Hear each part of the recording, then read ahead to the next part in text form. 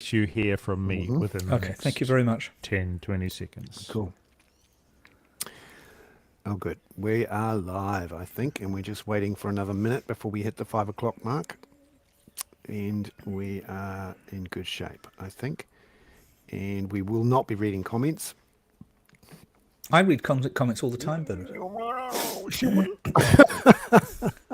I got over it. Here we are. Top of the app. Oh, good. Are we at? Okay. 5, 4, 3. Tēnā koutou katoa. Welcome to the Hoon, everyone. I'm Bernard Hickey and Peter Bale. Great to see your you. guest or co-host, tēnā koutou katoa, Bernard. I mean, it's wonderful to see you, and I see you're in your rural island retreat as usual. I mean, when I mentioned the other day that Rakino didn't have power, lovely David Coombs, who's our sort of top fan, said, "Oh, I had a batch on Rakino and it was absolutely marvelous. You know, I can arrange with some friends. You can go out there anytime." So yeah, we are absolutely happy in Rakino, but you're happy on another island, I believe. Ah, yes, another island very close by, not the one with the volcano on it. And it's heavenly. It's paradise. We've had a sunny day today. I'm absolutely living the dream, and hoping that in the middle of the Hoon there will be a cacophony. But Bernard, who did you have lunch with yesterday? Oh, you. Yeah, you came to town. Nice you came to town, and it was lovely to see you in person. And you came up with this brilliant idea that we should do this in person on Waiheke sometimes. Ah, yes. I would love to do that and host Kaka subscribers who want to wander around. We don't want them to know where you live, Bernard. That's all right. Yeah. I mean, everyone's very what happened kind when I had and Coke? nice. Yeah, true. I think it needs to be. I listened today, by the way, to if you ever want to hear a podcast with two men essentially having just sort of sex with each other while talking, was Lex Fridman, who's an extraordinarily effective and well-read, well-listened to podcaster, was interviewing for the fourth time Elon Musk. And I noticed not only does Lex Fridman have an incredible amount of sponsorship, which we don't have, but he's also completely in love with Elon. And it was like two oversexed adolescents talking to each other about really important philosophical questions. And was it interesting? Hearing them. Well, I had to stop. I mean, I was listening to it while I was on my bicycle, and I had to stop in the end, and because it was just too ridiculous. Painful. But anyway, we are two mature men who love each other, but not in that way, not in a naughty way.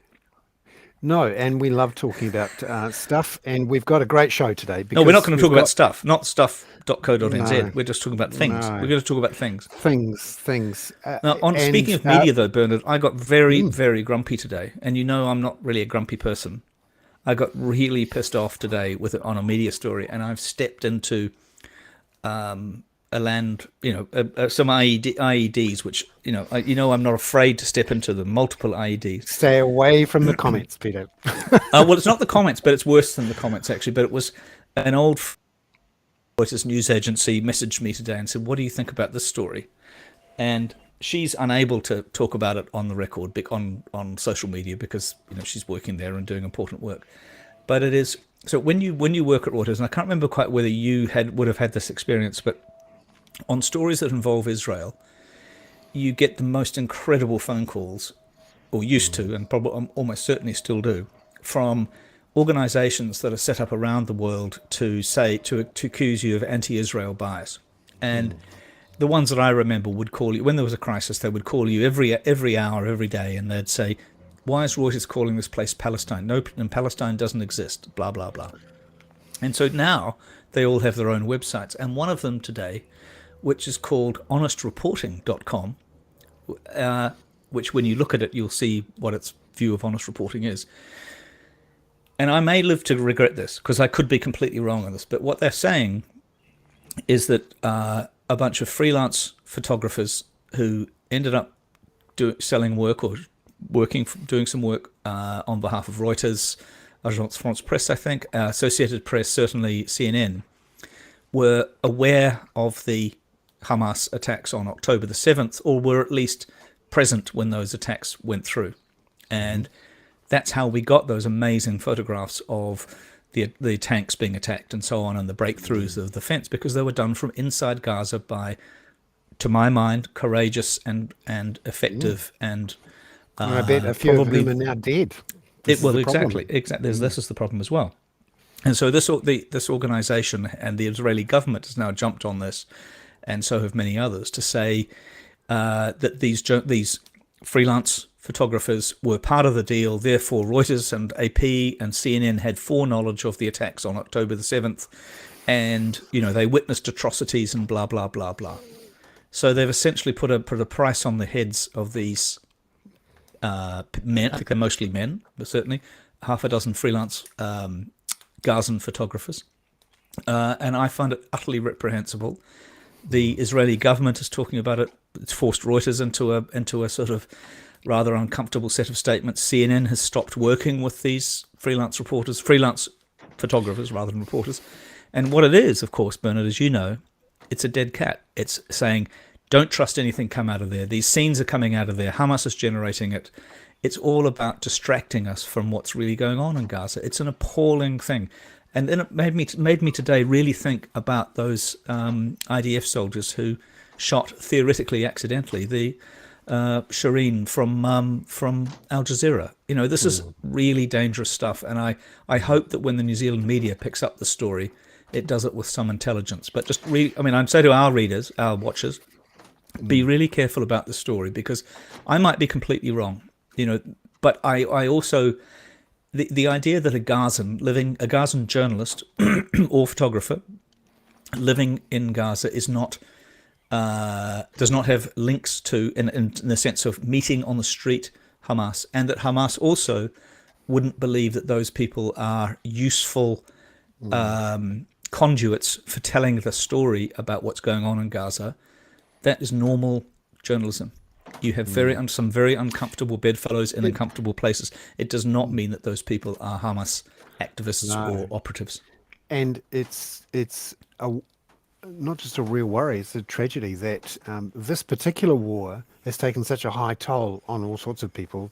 I think is it 28 journalists now already? Something, yeah, and then 48 UN workers. It's absolutely extraordinary. Yeah, it's awful. And I'm lucky in a way in that the last 30 years I've focused my work on economics and politics and markets, and it's all very safe and reasonably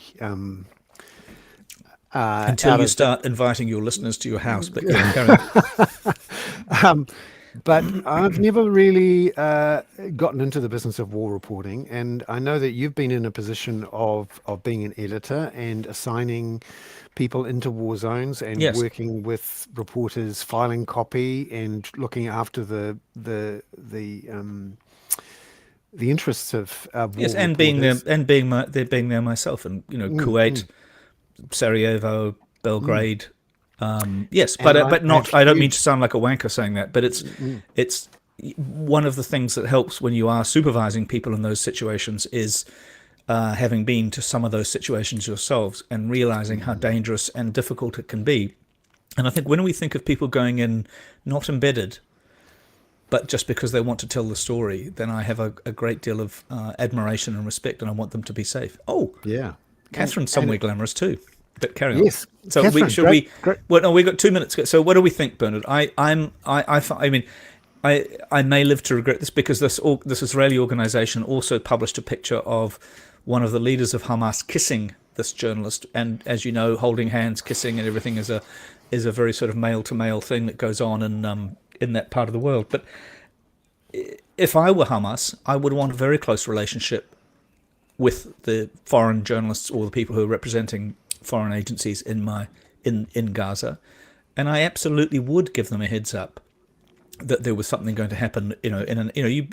It's not unusual for. I mean, we used to get calls from the IRA, particularly at London at Reuters, usually with the IRA had a code where they would give you at one point it was a flower. They would use the name of a flower, and that was a confirmation that the police also held, like a sort of two-way code to understand that it was a genuine call. And what they were doing was using us as a conduit, in a sense, to say there's going to be a bomb at the stock exchange shortly, daffodil. Yeah, I mean, this is this is how we know about things and how we get to places in time to be there when they happen. And the fact that this is now being weaponized by both sides, I'm sure, is it's a it's a really Yeah, I mean, concerning this trend. has become a war of words and a war of media and a war of massive killing. I mean, I wrote that thing this week that you saw on the spin-off, Bernard, with it's very difficult to argue about the 10 times the killing, which is not to say that those atrocities on October the 7th didn't happen or have been forgotten in any way. But this is where this conflict has gone now, and I think I do understand why Israel is prosecuting it the way it is. But maybe we'll talk that a bit more when Robert Patman Yeah. comes on. Meanwhile, Yes. Catherine, which bucolic paradise are you in? I'm up in Northland at the moment in Oakra, Good which Lord. is, just north of Whangarei. Oh, fantastic! We're in a sunny. We're a series of sunny paradises. We're actually very lucky, and that's actually one of the reasons why I think Aotearoa becomes a country with 20 million people by 2100, because we are a climate refuge, and we have the biggest moat on the planet. And the people We do, who but we realise- also have to be careful not to fuck it up on the way. I mean, because actually, Yeah. at some point, let Catherine go first, because I want to ask you a question about the Waitemata at the end of this, please. Ah, yes. But we've had plenty of climate news this week. Great to have you on, Catherine, as our climate correspondent. And well, let's start off with some local news. We've had Fonterra announce its plans for so-called Scope 3 emissions, which are the climate emissions from the farms themselves. And this is where really the rubber hits the road, so to speak. It gets really awkward and painful and difficult. Could you tell us what Fonterra have announced and what it might mean? Yeah, so Scope 3 emissions apply to your supply chain. So it's the ones that you don't necessarily directly control as a company. So Fonterra has something like 50% reduction targets for CO2 emissions that they directly control. But Scope 3 is their supply chain, which is the farmers.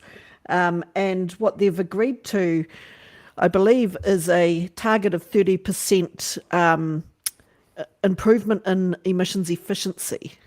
So that means per kilogram of milk solids, not necessarily total emissions. That's right. Yep. And so we've got a lot of people saying, well, that's really not good enough. You need to have absolute emissions reductions and not just relative emissions reductions. But I would say this is not entirely a bad thing. There's some really good parts to it. I mean, in particular, over the last decade, a lot of the flattening in emissions that we've had, or in what they term the warming impact of emissions of methane in particular in New Zealand, has come from improvements in emissions efficiency. And it does result in absolute emissions reductions as long as you don't increase, for instance, your herd sizes to make up for the reduction in efficiency. And over the last 10 years, that hasn't been the case. And in fact, in dairy in New Zealand, the herd sizes have come down a little bit over that time period. So we have actually been able to bank those emissions reductions. And so there's no reason to believe that necessarily is going to change. And there is obviously some other pressure, downward pressure from the government in terms of the emissions targets in the longer term. So It's positive news that Fonterra have gone into this in depth, and it's a thoughtful, detailed policy. It's not just some sort of vague waving of the hand that sometimes we've seen from others. This is really down in the weeds, looking exactly where this 30% is going to come from, including some new technology and some increase of carbon sinks in vegetation and forests on farms. Yeah. So that, it's a real thing. Bernard, can I pay think you a if you compliment really- though? You've been talking about this since I've been back from the overseas. You've been talking about this for nearly 3 years, and it's hitting home now. I think you've been a real leader. I haven't read the of detailed idea about the consequences for New Zealand, and if Fonterra is recognising it, that there won't, that there'll be it's fantastic. So thank you for that. Yeah, this is market forces at work also, a lot of what's happening exactly. here. And I think Yeah. where the government has failed to really do a lot in terms of the stuff in New Zealand, it's market forces that are going to end up doing the job. And this is one of the first signs of it. And- If you really wanted a significant, rapid decrease in absolute emissions, you would really need the government involved in that. I mean, no company is going to walk up and say, "I'm going to downscale my whole operation voluntarily." That's not how companies operate. That's not going to happen, you know. So if you want that, it's the government you need to look to. And at some point, the government is going to have to use its balance sheet and its P&L, if you like, its taxes and its spending to accelerate this. Because, yes, it is a significant change, but compared to others, including Nestle, which is Fonterra's biggest customer, there's a lot more work to do. And it's interesting that even in the Pacific Islands Forum meetings this week, there's been specific calls from Vanuatu's foreign minister, from a German climate minister at the forum, to the incoming government, who aren't even formed yet, to say, please don't restart exploration for gas and oil. It's the last thing the Pacific needs from a climate change point of view. And you can see how lots of voters want to close their ears and get back in their double cab suits, but our trading partners and our diplomatic partners, they are watching us, and they are saying, hey, you need to pull your weight. Yeah, and So it fits, doesn't it, Catherine Burnham, with the Robert Patman idea that New Zealand has to represent the interests of small non-aligned states. I was really struck by, I don't know why, look, I haven't met Jerry Brownlee, but I find him bordering on the ridiculous. His remark that, we can allow exploration, but if it becomes actual production, that's a commercial decision. That's not a government decision. I mean, exploration leads to... I actually, as you know, Berta, tend to support exploration, particularly for gas, because I do accept the idea that it's a transitional thing. However, it may not actually be for New Zealand. Oh, Catherine's laughing at me now. We have a story for you coming up. Have I just swallowed fossil fuel industry bollocks number 2? Yeah. No, it's a perfect segue. It's a segue into Catherine talking about a big UN report that came out this week. Thank you, Catherine. Yeah, so the UNEP, which is the United Nations Environment Division, has put out a report on the production gap. So that's looking at the difference between what we would need to do in terms of reducing fossil fuel production to achieve 1.5 degrees or 2 degrees of warming, and what countries are actually planning, or what governments are actually planning. And there's a massive gap.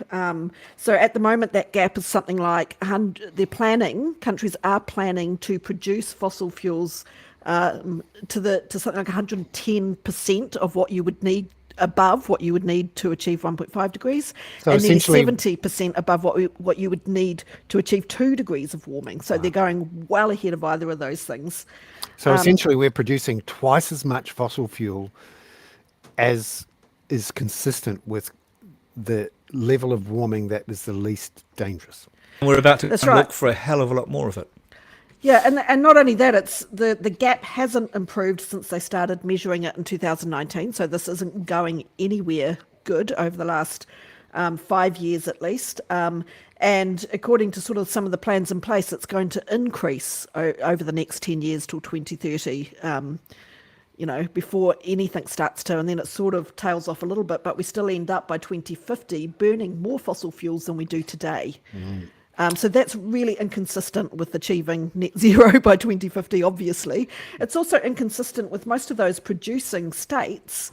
It's completely inconsistent with 17 of them have net zero pledges that they've made under the Paris Agreement. So do we need to work out a way to send you / the Kaka, i.e. you, Catherine, to Dubai? Because I mean, we'd be sending you on a fairly high-speed catamaran, I think, in the Greta Thunberg method.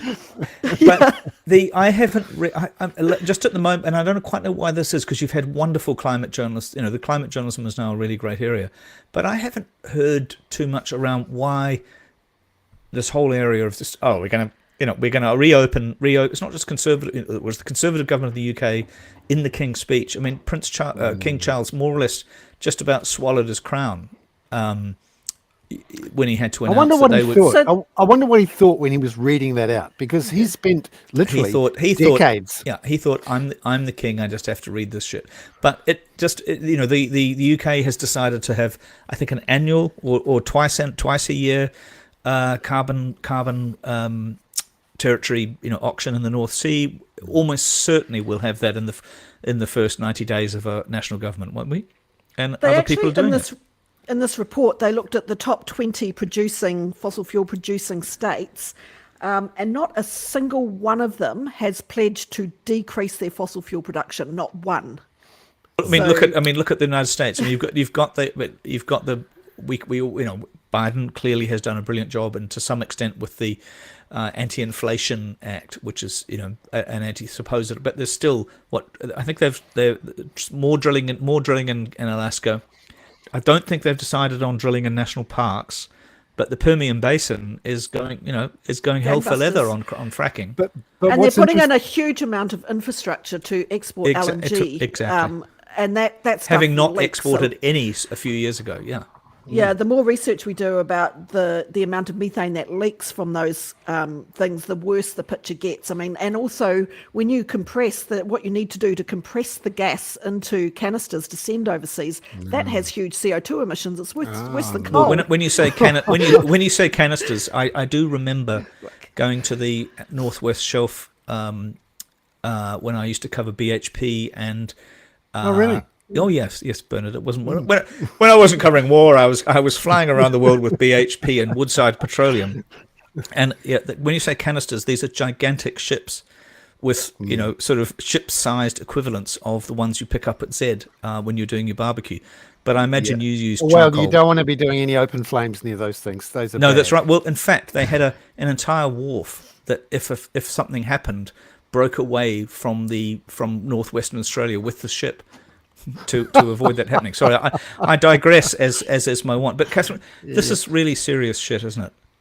Yeah, and they actually say in the report in reference to gas as a bridging mechanism, they said, a lot of countries make that argument that moving to gas is a bridging thing, but not a one of them has got a plan to eventually get off the bridge. Yeah, I think I just made that argument about bridging. Yep. Okay, yeah. I am an old conservative fart. You're right. Yep, and wrong. You could also make a link between this actually in the last story about agricultural emissions in New Zealand. If not one of the major producing countries of fossil fuels has agreed to make any reductions, then you do have to, from an international relations perspective and from a negotiation perspective, why would New Zealand walk in and say we're going to reduce production of our major Catherine, that's an absolutely perfect segue. Do you want to, is it right, can I segue to Robert Bernard? Absolutely. Go for your life. Yes. I mean, I was going to segue saying, speaking of conservative old men, which is how I just described myself, Robert, not you. But Robert, we brought you up in the Catherine. We brought you up in the Catherine session on the environment because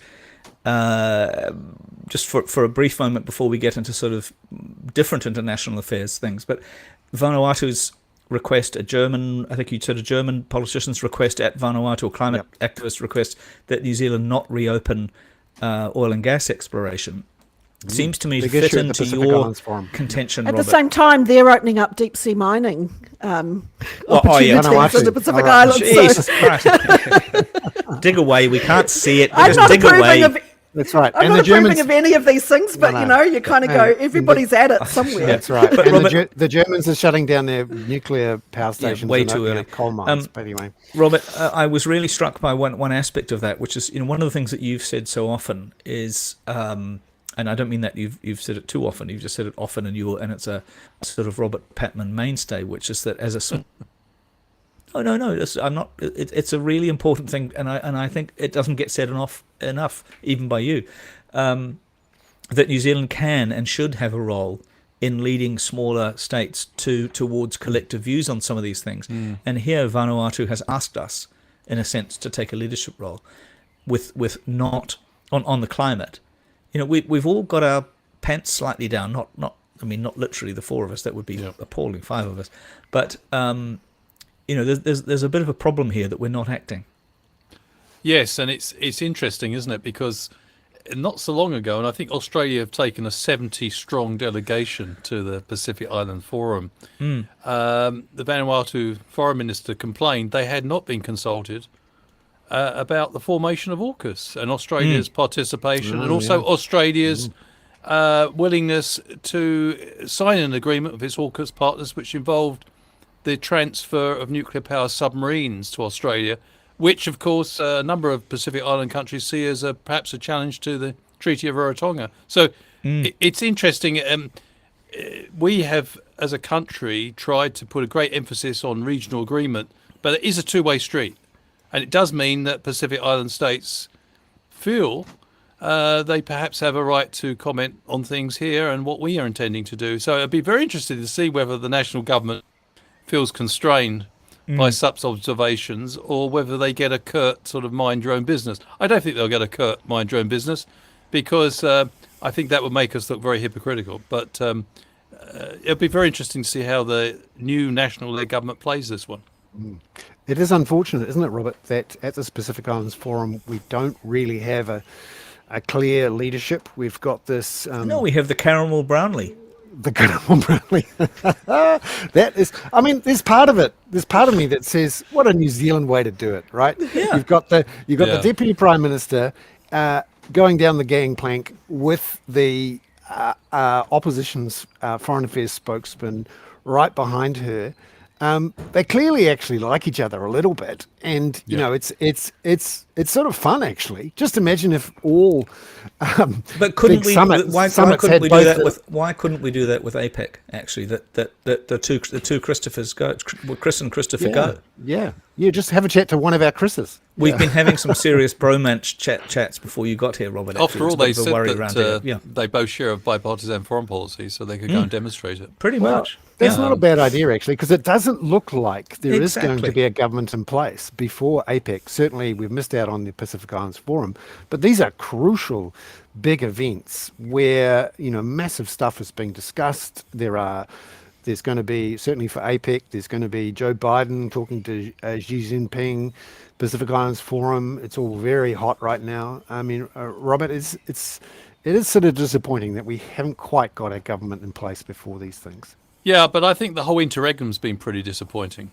I mean, in the sense that I wasn't just thinking we've got a result now, obviously since the 3rd of November, a definitive result, but I was thinking just on the question of our inability to actually put across quite clear messages on the international stage, while there was no differences between the incoming and the outgoing government, largely. And yet they couldn't get together and issue joint statements, which I found a bit frustrating. As we all know, there's been some really major developments going on, and I think overall, when we've eventually reached a position, it's been sensible, but it's taken a lot of time. And I think New Zealand has to get more used to the idea that the rest of the world does notice what goes on here. There is a tendency here to think that we're the best little country in the world. No one takes any notice of us, and they don't observe what's going on. Well, they do. They like it when we do good things, but they also notice when we drop the ball. We're just going to move to Nathan Rariri to do 40 minutes on the Black Caps. Sorry, carry on. No. Well, I think his comments have been more appreciated than mine. I always enjoy him, by the way. He is bloody funny, but He yes, is terrific. But great fan of it his. is important what we are doing and saying, and particularly in the Pacific at the moment, where, you know, not only you've got two big stories that are coming together at once. You've got the US versus China strategic competition, and you've got climate change. So Pacific Islands Forum, it's a big deal. And AUKUS. I mean, a number of Pacific Island leaders say they want to be having a word with New Zealand and Australia on this issue. So I think it's quite a sensitive issue. I think you're absolutely right, Bernard. And I don't know how else we could have done it. I suppose, in a sense, having the outgoing Deputy Prime Minister and I'm not sure if Jerry Brownlee's going to be the new Foreign we Minister. don't know. No, I think we know. I think we think it's going to be. I bet Winston. Yeah. So I'm happy to take. I'm not a betting person, so no, I'm not going to take that bet, because I also think it'll be Winston. I think Jerry he probably as, will be. Yeah. Yeah, and Jerry as the Speaker of Parliament. But it is interesting. The more he's out there saying things, it's interesting. He's going to get an interview tomorrow on Sunday morning. Who's out there? You Q&A. mean Luxon or Brownlee? Brownlee. I mean, in a way, Yeah. he's in a de facto foreign minister role, sort of, at the moment, and he's going to be speaking on Sunday on Q&A as what? He's not sworn in as foreign Well, minister. to be fair to Jerry Brownlee, he has got some foreign policy experience, and he's reasonably solid in that area. Yeah. And I don't know. I have a feeling a lot of national supporters, I mean, the ones who are committed, may be quite concerned if National lose control of the foreign affairs portfolio. I mean, it is it is a major role. It's the face that the country presents to the world, and I don't know. I know we discussed this before, but it's going to be a really interesting one, and it may be an indicator of how strong Christopher Luxon's position is in relation to the coalition partners. Yeah. I mean, Mind you, it is Robert, a- we're it is a big- pushing you away from. You're the professor of international bloody affairs, not Wellington affairs. Now, can we just revert to some extent? Let's talk about the war that's gone a bit quiet in our media for a while, and Ukraine. And we've had, I don't know whether you saw my spin-off piece this week, but it's trying to deal with this question of the Ukrainian chief of staff saying we're essentially in stalemate. He talked about stalemate in an interview, but then in the single piece he talked about positional war and essentially looking for another way, mostly technology, to confront the Russians. But essentially saying that the prediction of a stalemate has proven to be correct. The Russians are very well dug in. But would you think that this war is still going to be going in a year with a Very Trump difficult presidency? to know, isn't it? I thought of the Ukrainians may have made more progress by now, but I don't think our friend Phillips O'Brien, of course, I have a lot of time for him. He thinks, and I tend to agree with him, that what the great achievement of the counteroffensive has not been in terms of land seas, but in the degradation, the systematic degradation of Russia's military capabilities, which has gone on relentlessly, and they're losing a lot of equipment and individuals, Who, Russians soldiers. or Ukrainians? Some battles they've lost 1,000 a day. Yeah. I mean, this is even for Russia. So But they've we got don't more know. behind, What I'm saying is, if you look at past conflicts, Peter, you look at Vietnam, Iraq, other conflicts, Afghanistan, there are times where things seem to be standing still, and then you get sudden movement. And I'm just wondering if we're reaching a point where there's been, particularly with the F-16s and other military capabilities coming Ukraine's way. Now, there's a big question mark about the US, as we discussed before. I see the Pentagon, by the way, has made an imploring statement to Congress. But I must say, watching the to say what? Please make a decision and give us our stuff so we imploring can send for it over. more, to give the green light to more assistance for Ukraine.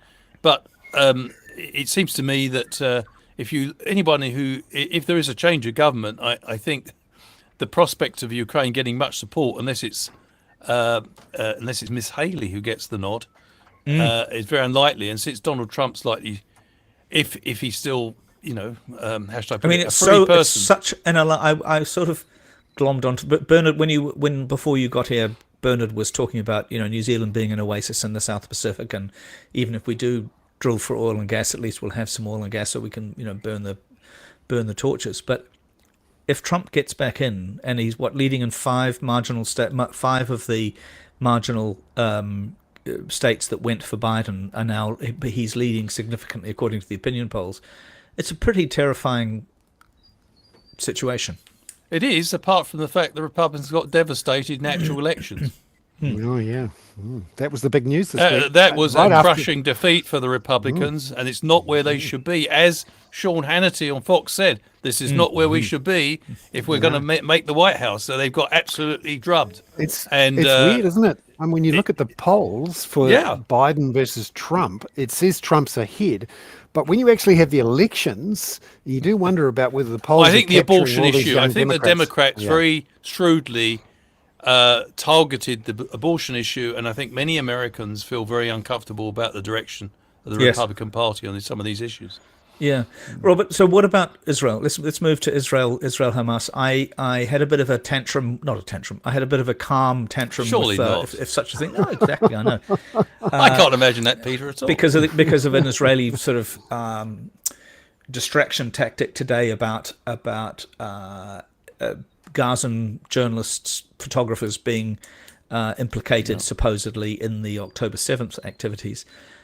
There is a gigantic global distraction going on attempted distraction from what's actually happening in Gaza, which, I mean, I was listening to, I may have said this to you, oh no, I haven't said this to you, there's a wonderful podcast that I listen to a lot, Unholy, Two Jews on the News, with Israel's most important news journalist, announcer, Yonit Levy, and in this one, and she's on it with the Guardian's Jonathan Friedland, and she was attacking him in a sense, or saying, I need to have a conversation with you, and they did a very brave call.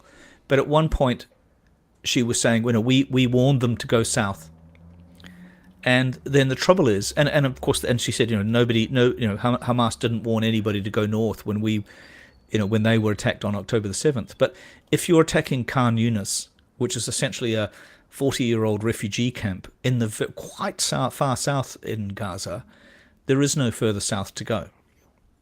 No, and I agree with what you're saying. And it's all very well saying go south, but some of the at least 2 Al Jazeera journalists have been killed going south with their families.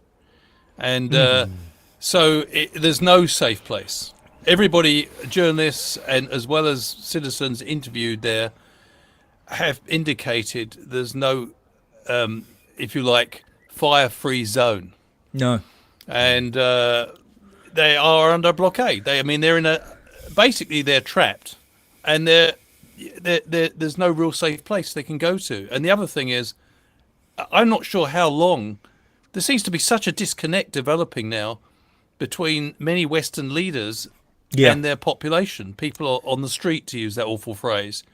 But they're on the street in huge numbers too. I mean, as you know, it's causing tremendous upset in the UK, where Suella Braverman, the Home Secretary, is in deep shit. It looks like it could almost have violence in the UK. It's getting really... I think you will this weekend, because the Home Secretary there is setting it up for it to be violent, because essentially she's inviting the right wing to cause a confrontation. Yes, and Douglas Murray seems to be gleefully wading in. It's not. I just sent an extremely rude message on Twitter, actually.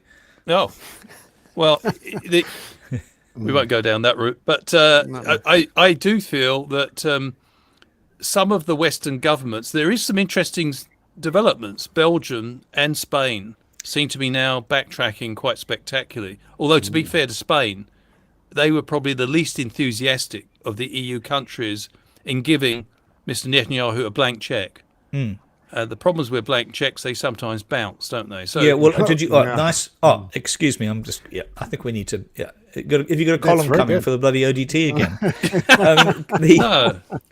That's a great line.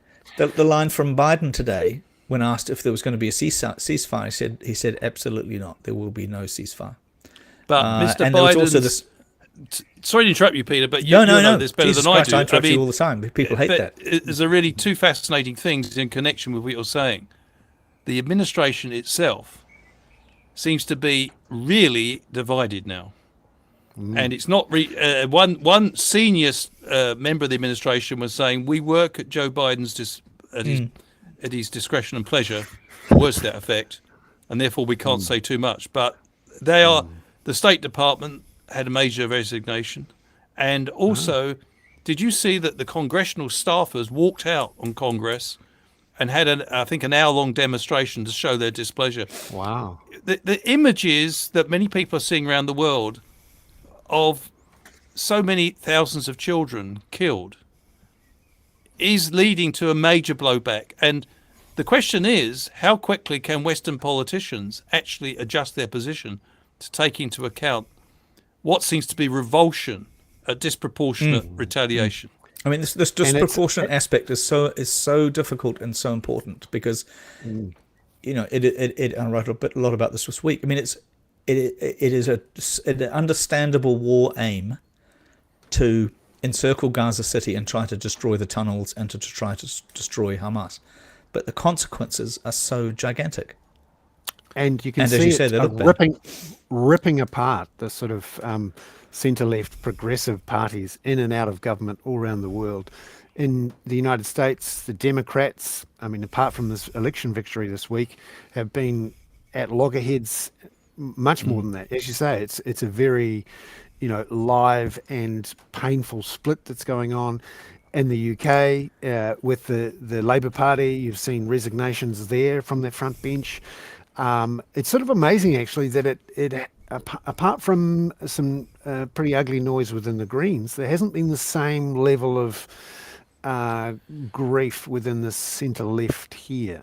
Not yet. No, what I think is interesting, though, Bernard, is that I do think it's becoming quite a polarising issue in New Zealand. And that's because we haven't had, I think, as much clear leadership as we could have on this issue. Hopefully that will be resolved shortly. As I said before, I think what New Zealand has done has been pretty sensible. I was pleased that we voted for it in the General Assembly in the way that we did. We backed 2/3, and I think our general position is that we do want an immediate ceasefire. And I think, given the urgency of the situation, I mean, the Biden administration, to me, seems to be incredibly weak in relation to Mr. Netanyahu. After all, US taxpayers are contributing $11 million a day to Israel's economy, and providing lots of generous in terms of military support. So they're involved, deeply involved. And I think the United States has a lot of leverage, but it shows absolutely no willingness to use it. Mr. Biden admitted he'd asked Mr. Netanyahu for a 3-day humanitarian pause. He got 4 hours.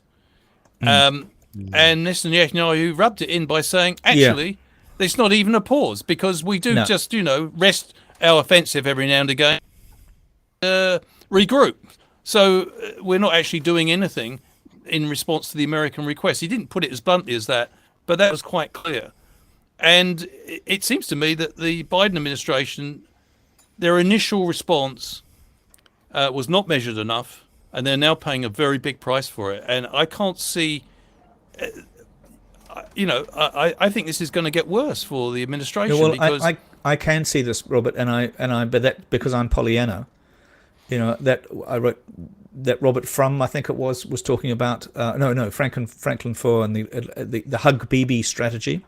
Yes. But the trouble is, Bibi is a porcupine, and he's also a complete bastard, and he's only interested. Careful, in himself. Peter, you'll get a lot of incensed people out there. Yeah, but he's only interested in his own survival, and I quoted Ehud Olmert, the former Israeli Prime Minister, in the piece I did this week. Who is, of course, disgraced. He's, corrupt. Actually, I think Netanyahu might be facing corruption charges as well. But, he might be. Ehud Olmert said he calls himself Mr. Security, but he's actually Mr. Bullshit, which I thought was a very nice way to describe Netanyahu. There seems to be a widespread view in Israel that as soon as the hostilities subside, Mr. Netanyahu has to go simply because he enabled this Hamas atrocity to occur. So there's a lot of people who believe that. But the other thing is that what really concerns me, and it's come into sharp focus, is not just Mr. Netanyahu, but some of his colleagues in the Israeli government. I know it's an extreme right-wing government. Their comments about the Palestinians, are incendiary. Well, they do nothing to reassure people that they're not engaged in some sort of selective treatment of the Palestinians, and it's very, very worrying. It is. I listened to something by everybody probably listening to this will know Gideon Levy, who's a very liberal, probably left, a bit of a Noam Chomsky of Israel in a sense, which is an odd conflation of things. But he was talking about the sense of superiority and the sense of God's chosen people being a problem in this. So a couple of people have mentioned about media coverage of this, and we started out this thing before you came, Robert. I think we need to get you on at the very beginning, actually, just keep you going. Pull the string on your back and let you just talk all day. I'll be getting Patman fatigue. People are getting grumpy about. No, I don't get Patman. They're getting Pedro fatigue. But the media thing on this is quite large. It's a huge aspect of this. You've got enormous demonstrations and people. Somebody on the comments, which I wish I wasn't looking, is using the phrase MSM, mainstream media, which I completely hate. But it is quite odd, it seems to me, the way the story has been covered in New Zealand. I think Radio New Zealand is doing quite a good job in the mornings of having BBC reporters and some local. They've got a couple of their own correspondents, I think, in Jerusalem and in New York and so on. But it's really not on the front pages of the websites of the major websites. I suspect that's because it's not getting clicked on. But I don't see them addressing the issues that are actually happening in New Zealand as well, other than possibly the graffiti and the alleged firebomb on Israeli consulate in Auckland that is adjacent to a progressive synagogue. What do you think about that? What do you think about the way it's being reported here or covered here? I think I agree that the morning coverage on RNZ and some of the commercial stations is reasonably even-handed. There have been complaints. It's one of those minefields, isn't it? I think that people who feel very strongly about this subject may be inclined to perceive slights which are not intended. I would have liked a little bit more of a New Zealand approach to it, rather than simply using foreign journalists and calling them our correspondents. But I suppose that's just a product of our limited media resources, really. But I do think it is an issue that is very important to most New Zealanders, because more important maybe than they realise. Yeah. Yes, I think many people are outraged by what's going on. After all, this country does believe in rules. And it believes in a rules-based order. And it lives by rules, as you have said so eloquently. The whole country, the founding document, the Treaty of Waitangi. And yet we end up arguing. So, having raised this very, very early in one of my spin-off things, which I keep talking to, and probably nobody reads it, but I think they do. Is that from the river to the sea is a very difficult chant, because it is very closely associated with the Hamas charter. I think people are naive in using it, but is it the biggest issue in this whole thing, especially when Likud had a similar thing in 1970s? And did they say anything the biggest about issue? when Mr. No, it is not. Netanyahu took his map to the United Nations with no representation of the Palestinian people on it at all?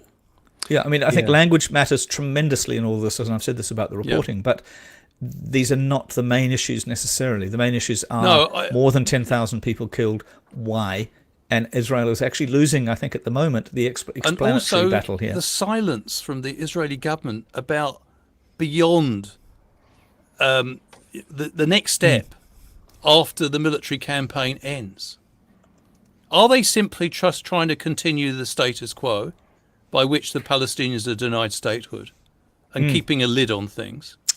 Which we now know is not... Actually, Anthony Blinken is the one who keeps raising the two-state solution. Of course, I think with some justification, some seasoned Arab observers say, well, he's just providing diplomatic cover for the campaign. But I do think he's a diplomat, Mr. Blinken, but I do think he is quite appalled by what's going on. Yeah. Well, and he actually wants to make sure that the political objective is not lost completely. Let's imagine, Robert, that Netanyahu actually is the one, Mr. Security, or Mr. Bullshit, as Ehud Olmert said, is the one to say, actually, the only way Israel survives, not just that I survive anymore, is that we now have to have remote proximity talks with Palestinians, not Hamas, probably not even the existing leadership of the Palestinian Authority, probably in Norway. I noticed the other day that the Norwegian foreign minister suggested this, and it's clearly an offer again. And that would require a rethink, but it's the sort of, if you're Mr. Security and you're secure about the future of Israel, then maybe Netanyahu could be the person to cross that bridge. Yeah, I do think though he's a bit of an ideologue, Peter. I don't think he's as pragmatic as he's never shown. He's done his best. I mean, he was a bitter critic of Mr. Rabin, the person involved in the two-state solution, and I understand that Mr. Rabin's widow did not speak kindly about Mr. Netanyahu's criticisms of her late husband, because her husband was assassinated by a right-wing nationalist in Israel. Absolutely, no. And so there's been no evidence so far in Mr. Netanyahu's career that he could take that sort of step. Though that doesn't mean he never will. His situation may get to the point. He is an we've all seen opportunist. politicians, haven't we, who unsay what they've always said. So we can't rule it out, but there's not too much evidence for optimism at the moment. Yeah. No, hey, thank you so much, Robert. Thank you very much, Robert. It's lovely to have you on. And Talk to you soon. You'd have to say we are the ones looking in most depth and at length on this issue. We're really proud that we can do it. And we're so lucky to have... Hi, Dr. Thank you C. very much. And lovely to see a new guest onto the Hoon, Dr. C. Rotman, who is also a lovely subscriber to the Kaka and an energy researcher who has contributed as a member of the reference group to the energy hardship report, expert panels report that has come out this week. It's lovely to see you, Dr. C. Lovely to see you too, Bernard. Yeah, How well, are you? we bumped into each other a few weeks ago and discovered we had a lot in common, apart from anything else, that you were a subscriber to the Kaka, which is fantastic.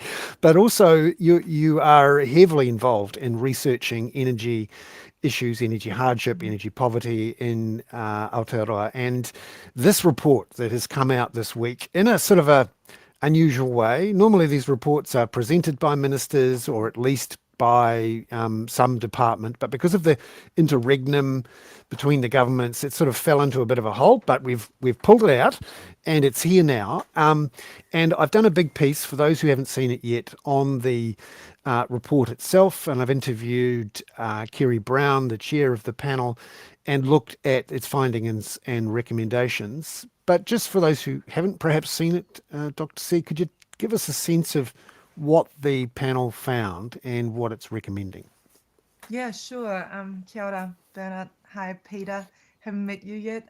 It's really great to be on the Kaka. Obviously, huge. I fan. want to know what the hell is going on over your left shoulder, though. Oh, it's my cat Loki. Yeah, he's going overseas tomorrow. I was wondering if you'd stepped out of bed to leave and left some sort of person in there, and they're sort of trying to be my discreet. Luggage, But he's going overseas, and the cat is hiding in the hand luggage as he does. He's probably peed in it. I hope not.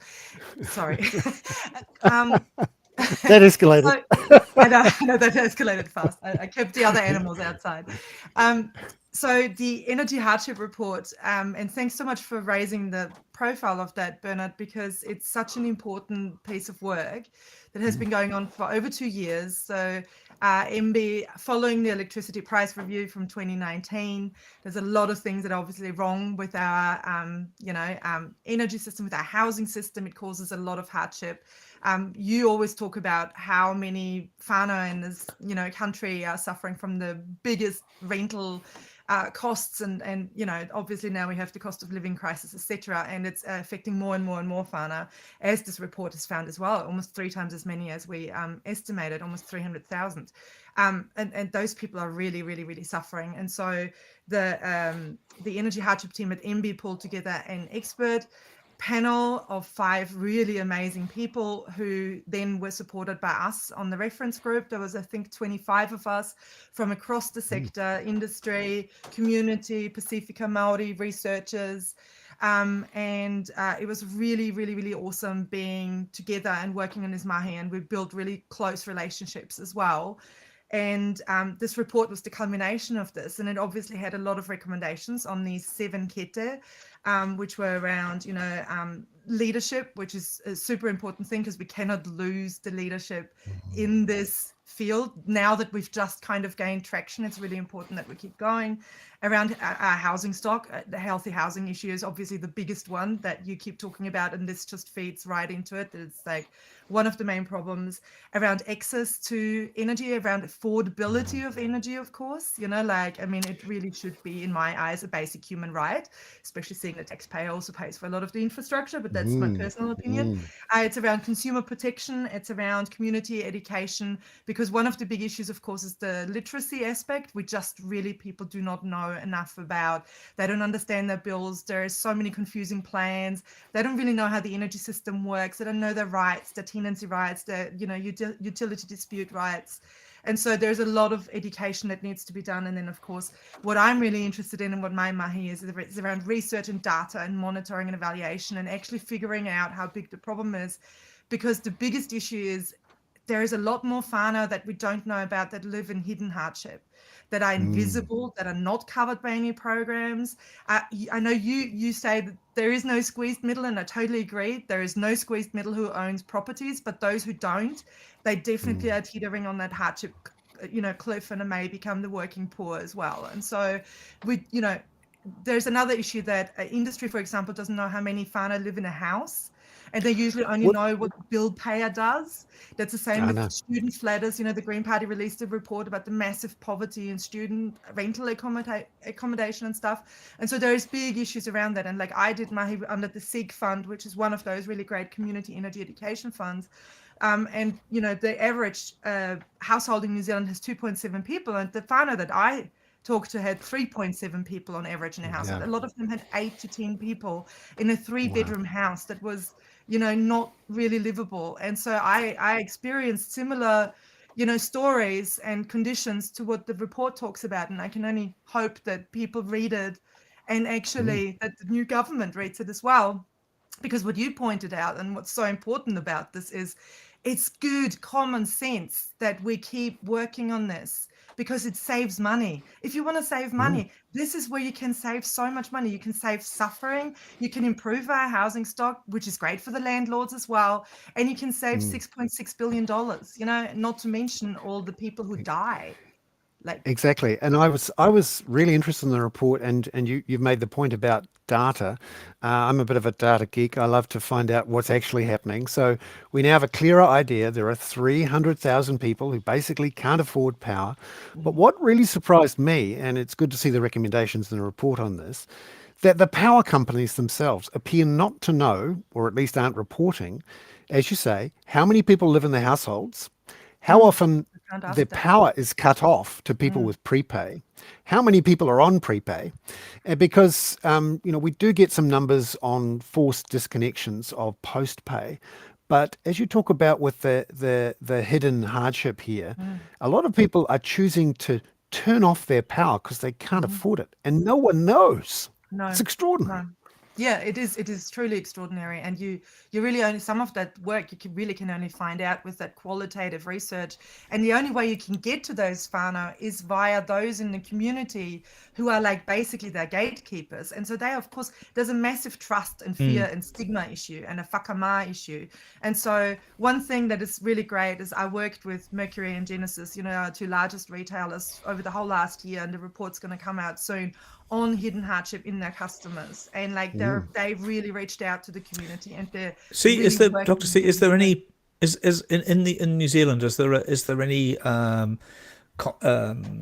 regulatory requirement for the power companies to consider these kinds of people? No, there is not. But this report has 1 million recommendations around that, and there's the consumer care guidelines, which are voluntary, and that they really probably should be made mandatory. And so there's quite a lot of things in there about what the Electricity Authority, for example, can do to regulate some of these things. And I think it makes sense. And I wouldn't be surprised if a lot of the industry would not actually be averse to some of that as well. At least the people in industry that I talk to and work with. You know. Also the poor people are bloody expensive to look after when they get into this kind of. I mean, I'm reminded of the way it works in the UK, where, and it's an absolute outrage. It's like something from The Young Ones that. Which you're probably not old enough to remember, but you know that at certain times you have to get, you know, you go to the shop. Well, now you go to the shop and you get a little token, and you stick it in your gas meter and your power meter, because you're so poor that you can't be relied upon to actually pay the bill at the end. Possibly even you don't have a bank account, and I don't think we have that in New Zealand, do we? But they pay far higher fees than normal. We did have some of those, and we still do have, and Dr. Kim O'Sullivan did quite a bit of research on that, some of those prepay meters where you actually fed the $2 coins into it. And it's bloody expensive. So much more expensive. So much more expensive. Yeah. They certainly weren't giving Bernard's famous hour of power, which is when Bernard does everything in his house. I know, but there's a couple of other things where, you know, if we don't think, so this is the whole thing with the just energy transition, and Bernard, you and I talked about that, you know, with Dr. Saul Griffith at length at that conference that we met. You can only have a just energy transition if you look at it through an equity lens. You know, like it's a policy trilemma. Energy is a policy trilemma. I think it's a quadrilemma, but the policy trilemma is you have to constantly deal with the politics, which is security and access, with the economics, which is both the profits and the affordability issue, and then with the environmental stuff, which is around decarbonizing the system and the greenhouse gas implications, which of course the energy system is the worst, you know, offender of. But the thing is, like it's the economists that usually have a bit too much power in that system. And apologies, Bernard, I know that may be your background, but Oh no, I'm not. No, he's a one- bloody journalist. People keep telling me he's an economist. He's a bloody journalist. Yeah. Well, the thing is, if you don't have at the center of that an actual energy justice lens that ensures that there is a democratic way of how we ensure, the secure, affordable, sustainable access to energy for all, which is the only way you can have a fair and just transition, as Fatih Birol from the International Energy Agency says, who, I work with. You can't do it. And so if we don't know how big the problem is, if all these whānau are kind of hidden, then we can't have a just transition. If we can't have a just transition, then we will not. Dr. C, most importantly, who's looking after Loki when you go away? Yes, my husband has to look after over 20 animals plus 40 cows. So Jesus. he's also got Because I was going to offer to come and look after donkeys Loki. and Well, I don't know where you wolves. live, but I was going to come and offer to come and pick Loki up, but maybe that doesn't go. Bernard, I'm sorry, He's you want to very adorable, yeah. close? All right. Dr. C, thank you so much for coming on to the show tonight. We'd love to have you on again, particularly for this next report that you've got planned.